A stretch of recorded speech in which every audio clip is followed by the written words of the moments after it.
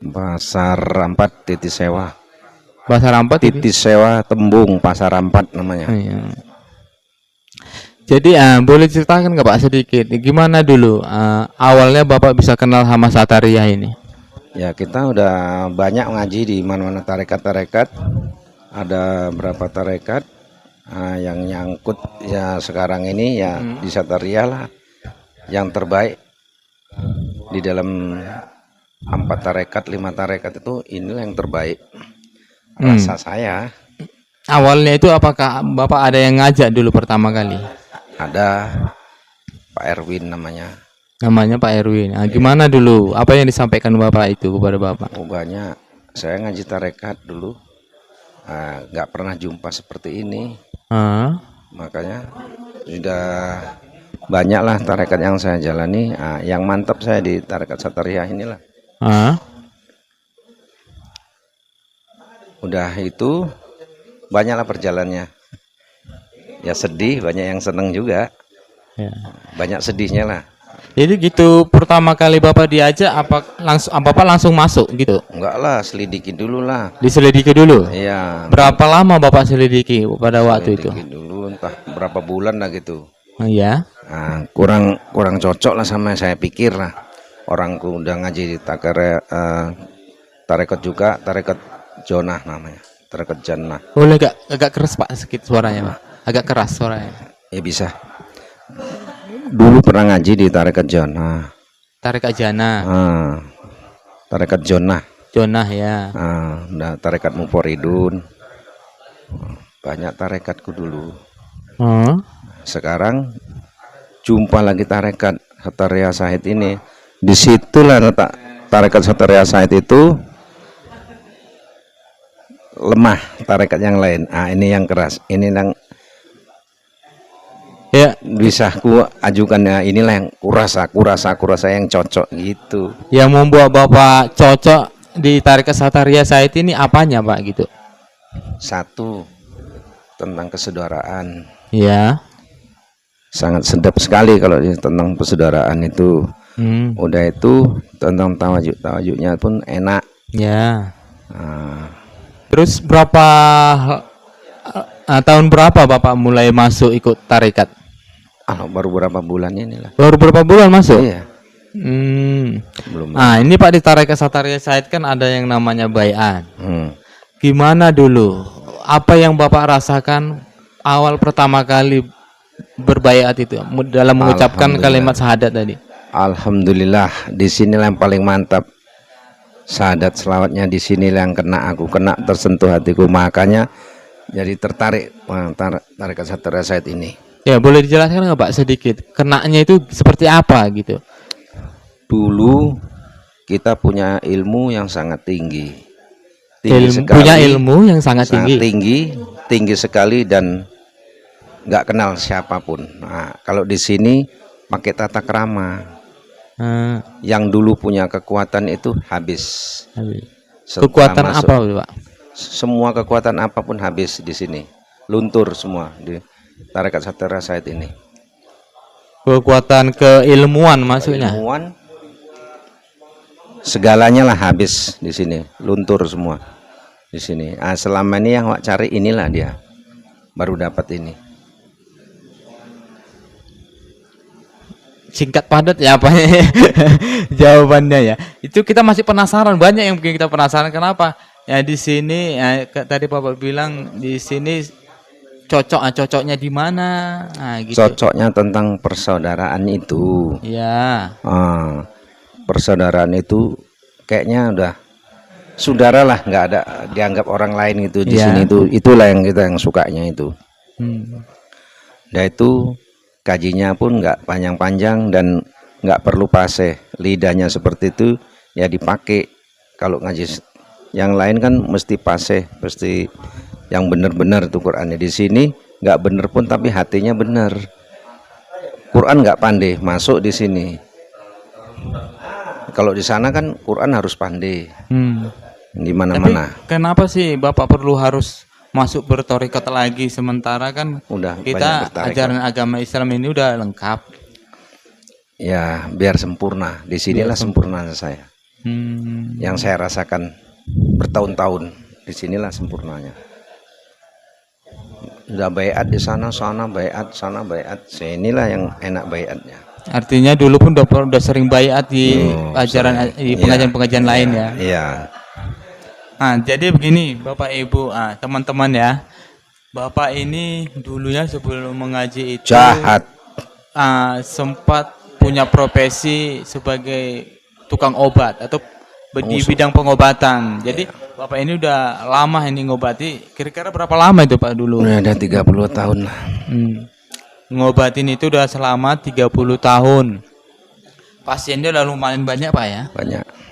Itu yang datang itu Pak, yang datang berobat ke Bapak itu jenis penyakitnya apa aja tuh Pak? Macam-macam lah, busung, stroke, asam urat, asam lambung, banyak lah.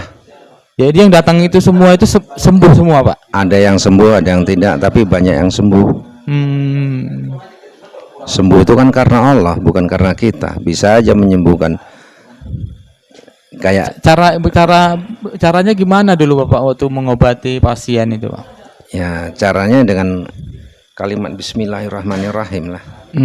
Artinya dengan izin dulu Allah. mengobatinya dengan cara pengobatan alternatif ya? Ya. Bukan medis ya? Ya. Jadi yang pasien yang datang itu dari mana-mana aja Pak? Dari Lampung, dari Bengkulu, dari Palembang, dari Tebing, dari Kota Pinang, dari Pekanbaru, dari Padang. Ya.